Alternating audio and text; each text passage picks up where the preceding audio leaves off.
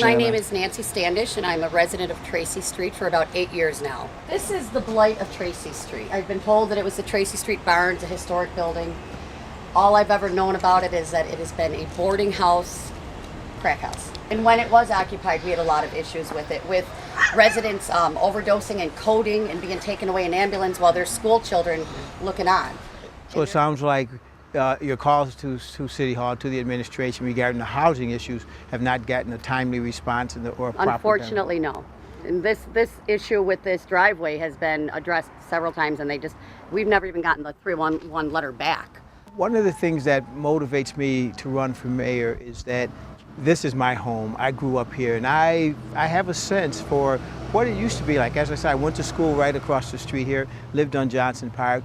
I remember in this neighborhood, where these were better neighborhoods, when there weren't these kind of issues. And I don't know why we can't be like that again. What's the biggest difference between you and Mr. Brown? I think leadership. What's one specific in your leadership that would be different? If you go into City Hall right now, if you go to the second floor, you cannot get into the mayor's office because there's a policeman that sits out front of the locked door. I think that sends the wrong message to people. It basically sends a message saying, we're not interested, we don't care, we're not approachable. I would exist as a mayor for one reason and one reason only, that's to serve them. That means they've got to have access to me. This is your City Hall, this is your office, we're here for you, and they can get to me anytime they want. If you become mayor, you can find out that this is totally illegal. And the city gave permits to do all this with illegal vinyl windows in an historic district. Mm-hmm. And the whole thing is totally illegal. It's a mess. I mean, they've been renovating for 3 years. We have a porta potty on a city street, which causes issues. Right, yeah. There's a light standard that fell down in April. This creates a very dark spot right here, particularly at night. And I've been out here at 5 o'clock in the morning seeing people standing here selling drugs.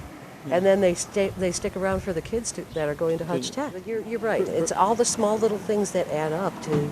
It's the house of cards. Yeah. And these are the kinds of things that, like you said, they're small items, but they're important items. Exactly. They're things that mean something to people here. It may be a little small, trivial thing, but it may be the difference between someone saying, I'm going to stay in Buffalo, or I'm going to just pack up and leave the city. One of the things I pledge to do for this city that I love so much is to listen to people like yourself, to residents, and hear what they say, hear what their concerns are, and make sure that we're properly addressing that.